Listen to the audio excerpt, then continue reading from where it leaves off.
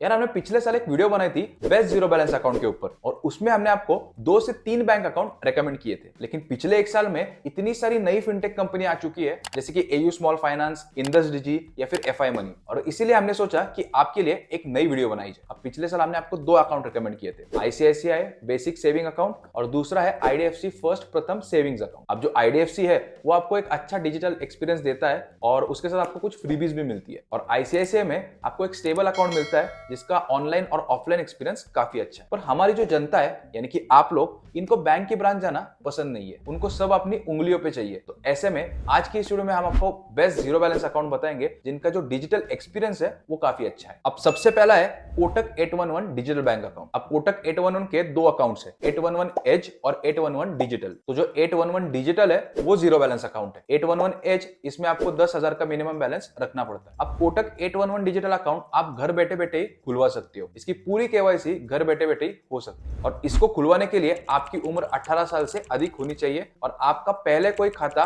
कोटक में नहीं होना चाहिए। इसका मतलब आप पहले से कोटक के मेंबर नहीं होने चाहिए। तो अगर बात करें ब्याज दर की, तो 50 लाख पे आपको 3.5% का ब्याज दर मिल जाता है, और अगर उससे अधिक राशि है तो 4% तक मिलता है। अब इसमें आपको वर्चुअल डेबिट कार्ड भी मिलता है जो कि पूर्णतः मुफ्त होता है, लेकिन अगर आपको फिजिकल डेबिट कार्ड चाहिए तो उसके लिए आपको 299 रुपए प्लस जीएसटी देना पड़ता है। अब कोटक को मैं पर्सनली रोज इस्तेमाल करता हूं, तो मैं एक बात आपको कह सकता हूं कि इसकी जो सिक्योरिटी है वो काफी अच्छी है, लेकिन इसका जो ऐप है वो काफी क्लटर्ड हो गया। लेकिन ये जो दिग्गज बैंक है जैसे कि एचडीएफसी, एक्सिस, इनकी तुलना में कोटक अभी भी काफी बेहतर है। अब अगला हमारे लिस्ट पर है एफआई मनी। अब आमतौर पर हम आपको नियो बैंकिंग प्रोडक्ट्स की सलाह नहीं देते, लेकिन एफआई मनी का जो अकाउंट है वो काफी डिसेंट है, और एफआई मनी के अंदर बैकएंड में आपको जो खाता खुलेगा वो फेडरल बैंक के साथ ही खुलेगा। अब एफआई मनी में एक काफी बढ़िया फीचर है जिसमें आप अपने गोल के हिसाब से पैसे बचा सकते हो, और इसको जार्स बोला जाता है। इसमें सेविंग करने से आप 6 से 7% का ब्याज ले सकते हो, और एफआई मनी में अगर आप नॉर्मल सेविंग करोगे तो 3.5% का ब्याज आपको मिलता है। इसका और एक अच्छा फीचर ऐसा है कि आप सारे बैंक अकाउंट्स को जोड़ सकते हो, यानी कि अगर आपके 5 अलग अलग बैंक अकाउंट्स है तो इसके अंदर आप उनको जोड़ के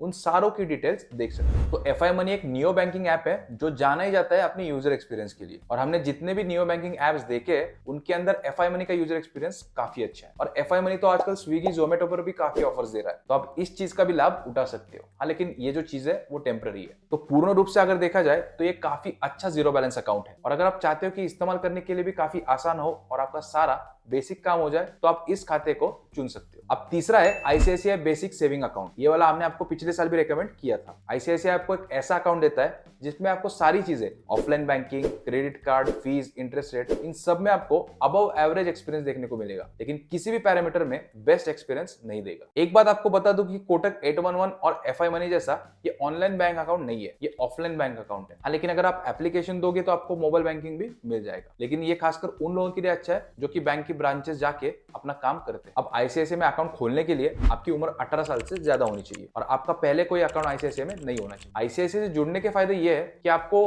कुछ समय के बाद आईसीआईसीआई अपग्रेड कर देता है, और उसके बाद आपको काफी अच्छे अच्छे क्रेडिट कार्ड, डेबिट कार्ड के ऑफर आना शुरू हो जाते हैं। अब हमारा अगला रिकमेंडेशन है एयू स्मॉल फाइनेंस। अब हमारी रिकमेंडेशन में हमने स्मॉल फाइनेंस इसलिए रखा है क्योंकि स्मॉल फाइनेंस में आमतौर पर आपको एफडी और सेविंग में काफी अच्छा ब्याज देखने को मिल जाता है। तो इसमें आपको 1 लाख के ऊपर 5% का ब्याज मिलता है, 10 लाख के ऊपर आपको 6% का ब्याज मिलता है, और अगर बात करें एफडी की तो 15 महीने की एफडी करवाते हो तो उसके ऊपर आपको 7.75% का ब्याज मिलता है, जो कि बहुत अच्छा है। और इसी के साथ साथ क्योंकि एयू स्मॉल फाइनेंस काफी कस्टमर्स एक्वायर करने की कोशिश कर रहे हैं, तो उसी के साथ साथ आपको ये काफी सारे फ्रीबीज दे देते हैं, जैसे कि इनके डेबिट कार्ड के साथ आपको फ्री डोमेस्टिक लाउंज एक्सेस मिल जाता है। अब जीरो बैलेंस अकाउंट में ये फैसिलिटी कोई नहीं देता। अब एयू स्मॉल फाइनेंस का जो डिजिटल बैंकिंग एक्सपीरियंस है वो एवरेज है, लेकिन समय समय पर स्विगी और जोमेटो पर ये ऑफर्स लाते रहते हैं। तो अब हमारा आखिरी रिकमेंडेशन है आईडीएफसी फर्स्ट प्रथम सेविंग्स अकाउंट। अब ये अकाउंट हमने आपको पिछले साल भी रेकमेंड किया था। अब हमें लगता है कि आईडीएफसी में वो क्षमता है कि अगला आईसीआईसीआई या फिर एक्सिस बैंक वो बन सकता है। आईडीएफसी समय समय पर अपनी ऑफरिंग्स को